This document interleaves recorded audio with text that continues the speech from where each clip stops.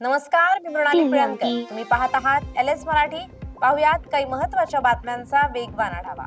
विधान भवनात शरद पवारांची पक्षाच्या आमदारांसोबत बैठक. रोहित पवार गैरहजर. सत्तेत सहभागी होण्यावरून नाराज असल्याची चर्चा. कोणताही वेगळा निर्णय घेऊ नका, सत्तेत सहभागी होण्याची योग्य वेळ आली आहे. बैठकीत पक्षाच्या वरिष्ठ नेत्याकडून संकेत. डोंबिवलीच्या शास्त्रीनगर रुग्णालयातील डॉक्टर मारहाण प्रकरणी शिंदेच्या शिवसेनेचे मारकुटे नगरसेवक रमेश म्हात्रेंना अटक. तब्येत बिघडल्यानं लागोलाग रुग्णालयात दाखल. तुकाराम मुंढेंचा दणका. मुंबईतील प्रसिद्ध रुस्तम आईस्क्रीमचा परवाना रद्द. उंदीर आणि माशांचा वावर. 16 ठिकाणी छापेमारी. दशावतारासह लोकल अनुदानाची रक्कम झाली दुप्पट. कलाकारांच्या थेट बँक खात्यावर मानधन जमा होणार. अनुदानाची रक्कम 2,22,00,000 रुपयांवरून 4,40,00,000 रुपयांपर्यंत वाढवण्याचा निर्णय.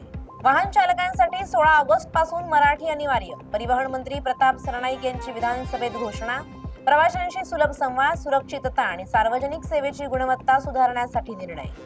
सलग 3 दिवस वसई विरार रेल्वे वाहतूक ठप्प. हजारो प्रवाशांची फरफट. जीव मुठीत धरून गुडघाभर पाण्यातून नागरिक चालत होते. यंत्रणेचं नियोजन पाण्यात. कोल्हापुरातील तुळशी धरण 52% भरलं. गेल्या वर्षीच्या तुलनेत यंदा साठ्यात सुमारे 25% तूट. धरणाच्या पाणलोट क्षेत्रात पावसाची जोरदार अपेक्षा. मुंबई पुणे दैनंदिन रेल्वे सेवा अद्यापही बंदच. डेक्कन क्वीन, सिंहगड एक्सप्रेस, प्रगती एक्सप्रेस, इंद्रायणी एक्सप्रेस या गाड्या रद्द. मुंबई आणि पुणे दररोज प्रवास करणाऱ्या हजारो नोकरदार, विद्यार्थी आणि व्यावसायिकांना फटका. महाड नगरपालिकेत राणा. मुख्याधिकारी कोळेकर यांना दालनातच मारहाण. नगरसेवक सूरज भामणेंसह 3 गुन्हा. आरोपींवर कठोर कारवाईची मागणी. युद्ध पुन्हा भडकलं. मध्यपूर्वेतील संघर्ष पुन्हा तीव्र.